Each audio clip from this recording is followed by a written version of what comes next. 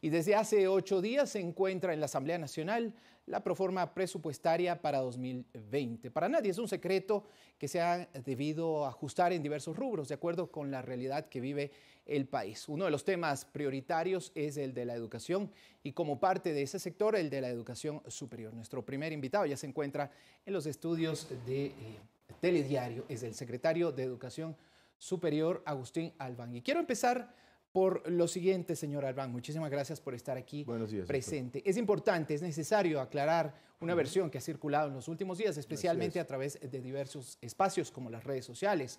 Por eso también es que acudimos a la fuente oficial. ¿Es verdad o mentira que se reducirá en 83 millones de dólares el presupuesto que recibirán las universidades y escuelas politécnicas el próximo año? Bienvenido nuevamente. Gracias, Néstor. Buenos días. No, es completamente falso. Se ha manipulado la información para hacer creer que hay una reducción presupuestal.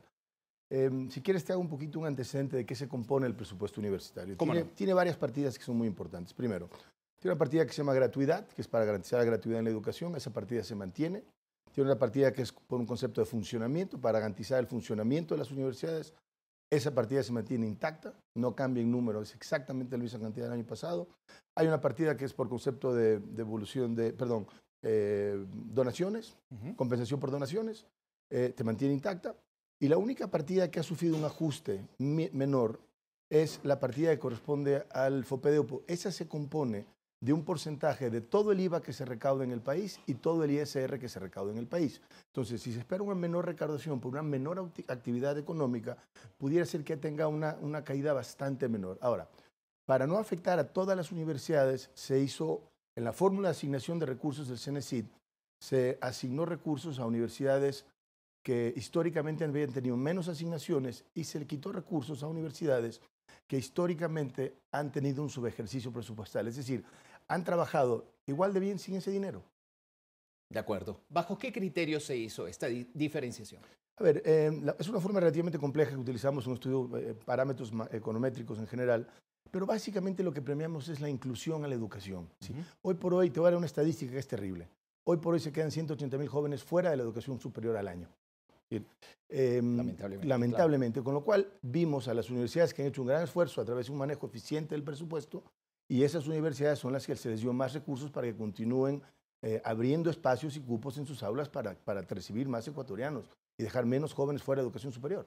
En tiempos de noticias falsas o fake news, ¿de dónde salen estas informaciones que a primera vista podrían hacerlo pensar a uno que se tratan de cifras o estadísticas verdaderas? Sí, lo que hicieron es tomar dos partidas adicionales que están en manos de las universidades.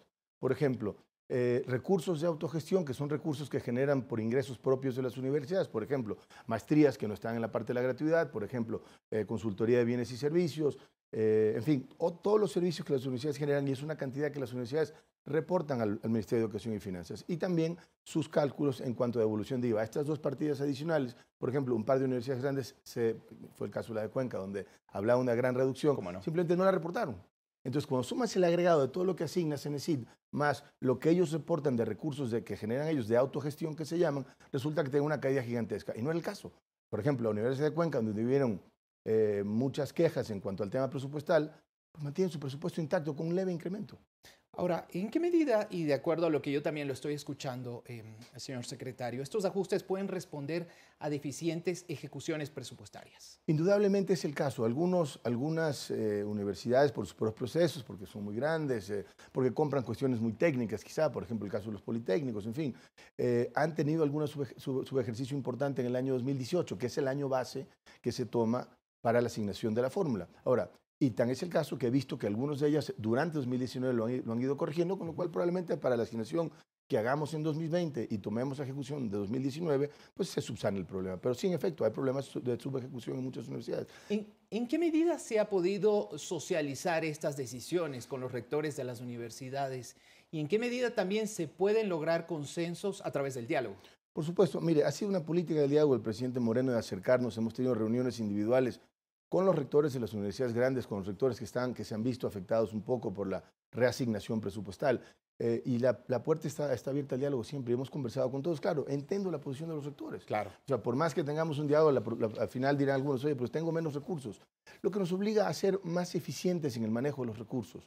porque lo que es por resultado de la subejecución es recursos que ya no se utilizaron en la operación. Entonces simplemente hicieron lo que hicieron este año sin esos recursos. Entonces yo creo que nos toca a todos ser muy eficientes, muy responsables en el manejo de los recursos de las universidades, que tomamos en cuenta, son recursos públicos. ¿Y en qué medida conspira el marco legal actual vigente para que no se pueda lograr una mayor eficiencia para el manejo de esos recursos? Esa ha sido una queja recurrente de los rectores. Hemos trabajado con CERCOP, con la ministra Silvana, y nos ha dicho que existe un marco jurídico ya aprobado y lo único que requiere es que cada una de las universidades tenga un reglamento aprobado por CERCOP para proceder a facilitar el proceso de ventas. Solo una universidad tiene hasta el día de hoy ese reglamento firmado y acordado. Ahora, póngame un ejemplo para entender esto, para que quienes lo están viendo, señor secretario, puedan entender la realidad a la que se está refiriendo. ¿En términos de compras? Sí, así es. A ver, sí, muchas quejas tengo de politécnicos que dicen que tienen compras extremadamente específicas, ¿no? Cosas que, por ejemplo, hay un proveedor único, cuestiones de esas. Y que eso, la dificultad en llevar a cabo esas compras hace que no tengan subejercicio. Nos hemos dado cuenta también que el subejercicio no es que se origina, lo vemos que lo quieren ejercer en el último periodo del año, sin embargo, estas compras pudieron planearse durante todo el año. Entonces también, porque vemos el momento que se le entregan los recursos de parte del Ministerio de Economía y Finanzas. Entonces, realmente en algunos casos puede ser responsabilidad de la autoridad, sin duda, pero veo que la mayoría de los casos son porque la gestión de compra no se llevó a cabo eficientemente. Bueno, ya tendremos la oportunidad de dialogar con Silvana Vallejo, quien se encuentra aquí presente en los estudios de Telediario. En lo que tiene que ver a la situación de los estudiantes, vamos entrando también en otra materia. ¿Qué decirles a los estudiantes, a los padres de familia? Porque en realidad enfrentamos, una situación bastante compleja en general. Usted ha mencionado 180,000 estudiantes cada año se quedan fuera. ¿Cómo intentar o cómo empezar a cambiar esa realidad? Y cómo hacerlo más eficiente, sobre todo. A ver, yo creo que hay un tema de flexibilización y dar mayor facilidades a las universidades ecuatorianas, desburocratizarlas. Es decir, que todos sus trámites y permisos para nueva oferta académica sea un poco más sencillo, un poco más rápido. Por ejemplo, gran parte de la matrícula está siguiendo a carreras tradicionales. No estamos preparándonos para la oferta académica del futuro. Y segundo, el uso de la tecnología. Tenemos grandes ejemplos. Acabo de ver un anuncio de MIT, por ejemplo, de hacer temas en línea. Nosotros estamos haciendo muy poco en línea. Entonces, no estamos solo quedando atrás en el uso de la modalidad, en el uso de la tecnología y en el desarrollo de carreras para el futuro. Tres temas de vital importancia para el desarrollo del país. Por eso en la Ley Económica Urgente se ha incluido una reforma a la LOES, criticada por algunos, pero porque dicen que no es un tema económico. Para mí es fundamental la educación, es un tema que tiene que ver con el desarrollo económico del país. Y entonces queremos dar mayor facilidad para que las universidades puedan dar mayor acceso a los jóvenes vía cupos, vía modalidades, horarios, turnos, etcétera, ¿no? ¿Y usted confía en que esa parte sea aprobada? Yo espero que sí, es un tema de necesidad nacional. ¿Habrá consenso? Pues espero que sí. No me queda más que desear que sí. Claro, cómo no.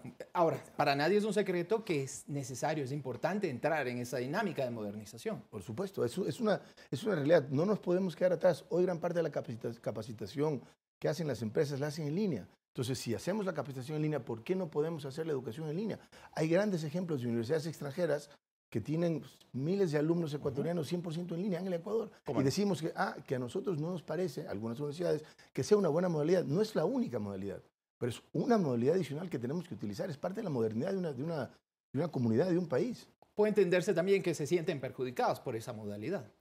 Yo creo que no, yo creo que no debería. Ese es quizá el no deber ser, pero podría suceder. Justamente la reforma que se te mandó con la Ley Económica Urgente les permite a universidades públicas o privadas, no hacemos distinción, tanto las públicas como las privadas, que desarrollen sus programas en líneas en temas y áreas donde ellos consideren oportunos que tiene el país una necesidad de oferta académica.